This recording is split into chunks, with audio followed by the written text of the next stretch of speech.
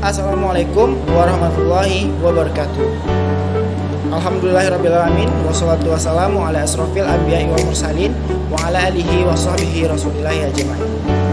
Baiklah, perkenalkan, nama saya Andreki Aryasta dengan NIM 22002075, Prodi Administrasi Pendidikan. Baiklah, pada kesempatan kali ini saya ingin memberikan dan mengevaluasi serta mendiskusikan tentang materi kepemimpinan pendidikan, di mana materi ini untuk menjadi dasar pengampu serta untuk mengumpulkan tugas dari kepemimpinan pendidikan. Dosen pengampu Bapak Dr. Hanif Al-Kadri, yaitu materi yang akan saya bacakan yaitu fungsi, peran, dan tugas-tugas kepemimpinan. Baiklah, ada beberapa karakteristik yang perlu dipahami oleh seorang pemimpin. Yang pertama yaitu satu, karakteristik pimpinan itu ada yang disebut sebagai orang yang selalu mau belajar, mencoba hidup, yang artinya mereka tidak akan pernah berhenti untuk belajar. Karena pada dasarnya hidup ini dan di dunia ini akan terus berubah dan akan terus perlu perubahan dari dasar dan mendasar dari satu perubahan ke perubahan lainnya.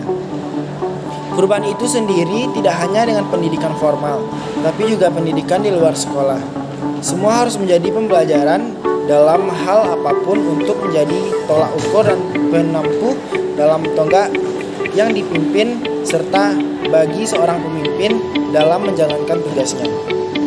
Pimpinan yang selalu berusaha untuk selalu belajar, yaitu seperti contohnya yaitu belajar melalui membaca, belajar melalui menulis, observasi seperti melihat kejadian yang telah ada, serta mengevaluasi bagaimana kejadian tersebut bisa terjadi, bagaimana kejadian tersebut bisa berdampak, berperan pada sekitarnya. Sebuah hal yang ada di masyarakat dan kelompok kemudian ini akan melihat nilai yang sebenarnya. Bisa jadi memasukkan untuk kita menjadi lebih baik dalam sebuah pembelajaran yang bisa ditarik oleh orang-orang pimpinan karakteristik itu sendiri. Baiklah, poin yang kedua yaitu karakteristik yang selalu berorientasi atau pimpinan yang berorientasi layanan atau pelayaran. Pimpinan itu bukan bos, bukan juga manajer yang paling berkuasa atau yang paling berperan penting dalam suatu individu maupun satu organisasi. Jadi, pimpinan adalah belahan bagaimana sebaik mungkin pimpinan itu menunjukkan kewajibannya, menunjukkan bagaimana perannya untuk suatu organisasi yang dipimpinnya, baik itu organisasi dalam formal maupun organisasi informal. Serta tanggung jawab seorang pemimpin untuk memberikan yang terbaik agar siapapun yang berada dalam instansi itu merasa nyaman untuk terus mengikuti dan melaksanakan apapun prosedur dan apapun perintah yang nantinya akan bersewenangan, yang nantinya akan menjadi pencapaian tujuan atau lembaga yang telah kita sepakati sebelumnya. Menurut Steven, pimpinan itu tidak dipahami tetapi mesti dipukul oleh keduanya. Jadi pimpinan adalah melayani, mencari pemimpin-pemimpin yang jujur dan tidak politikus. Prinsipnya hanya satu, yaitu memahami bagaimana karir sebagai tujuan utama dalam memberikan layanan dengan karakteristik yang ikhlas, lahir dan batin. Selalu memiliki prinsip pelajaran-pelajaran yang baik untuk membentuk suatu kenyamanan terhadap satu sama lain, baik dari satu individu kepada individu lain, baik dari satu pimpinan kepada bawahan.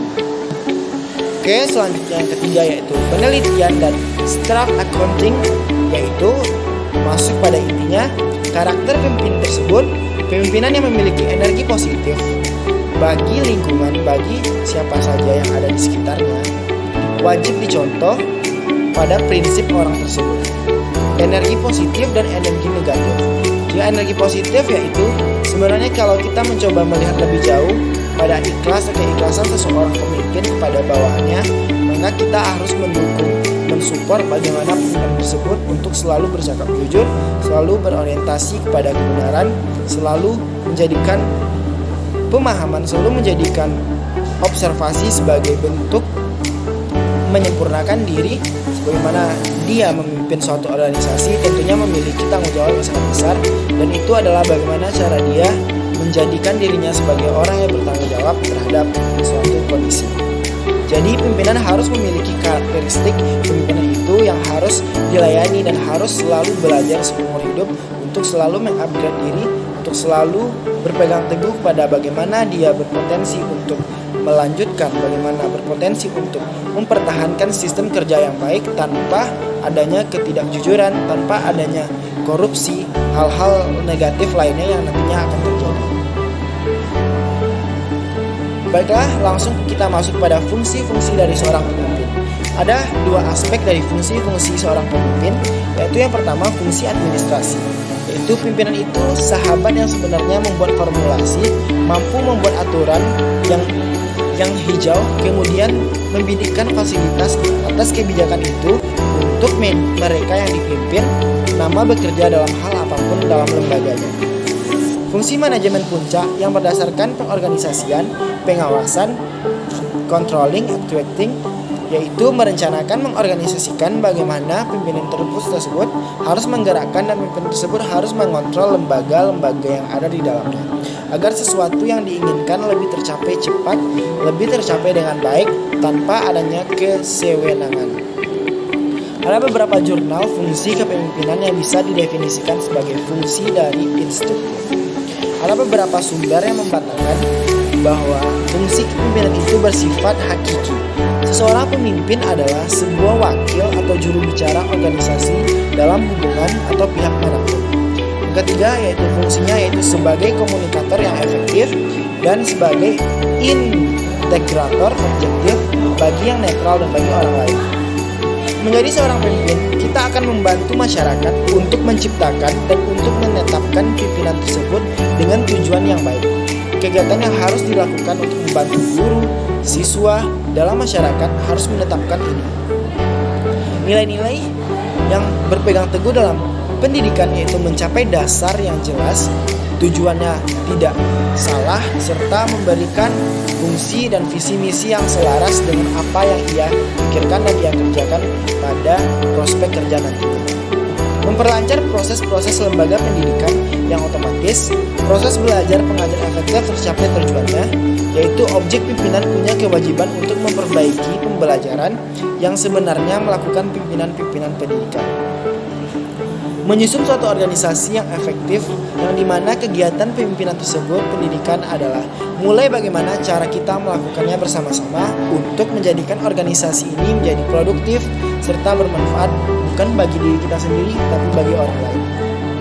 Mengkreasikan iklim perkembangan dan kesempatan tumbuhnya pemimpinan yang positif yang baik berupa kondisi perlu untuk berkembang secara profesional. Hubungan bagaimana arsitektur tersebut sebagai pemimpin harus bisa dicontoh dan membangun tim dalam kelompok, menjadikan diri menjadi lebih baik, serta selalu belajar pada suatu kesalahan. Baiklah, mungkin hanya itu yang dapat saya sampaikan. Mohon maaf apabila ada kesalahan kata atau salah-salah kata. Akhir kata, saya Andreki Aryasta pamit undur diri. Assalamualaikum warahmatullahi wabarakatuh.